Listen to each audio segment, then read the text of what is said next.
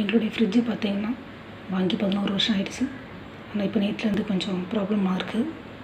சரியாக ஒர்க் ஆக மாட்டேங்குது, கூலிங் எதுவும் இல்லை. ஸோ சாம்சங் கம்பெனிக்கு கம்ப்ளைண்ட் பண்ணியிருக்கிறோம். இன்றைக்கி ஆள் வருவாங்க பார்க்கறதுக்கு. ஸோ அவங்க பார்த்துட்டு என்ன சொல்கிறாங்கன்னு அதுக்கப்புறம் தான் டிசைட் பண்ண முடியும். புதுசு வாங்கணுமா இல்லை இதே ரிப்பேர் பண்ணி வாங்கலாமான்னு தெரியல. பார்க்கலாம், வெயிட் பண்ணி.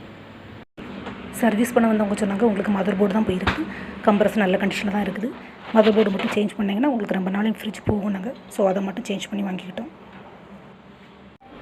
ஸோ ஃப்ரிட்ஜில் மதர் போர்டு மாற்றினதுக்கப்புறம் சூப்பராகிடுச்சு, கூலிங் நல்லா இருக்குது. மதர் போர்டு சேஞ்ச் பண்ண எங்களுக்கு 5000 ஆச்சுது, ப்ளஸ் சர்வீஸ் சார்ஜ் 350, டோட்டல் 5350 ஆச்சுது. ஆல்ரெடி 11 இயர்ஸ்க்கு மேலே ஆகிடுச்சு. இன்னும் எவ்வளோ நாள் போகும்னு தெரியல. ஸோ இவ்வளோ நாள் போனதே ரொம்ப பெரிய விஷயந்தான்.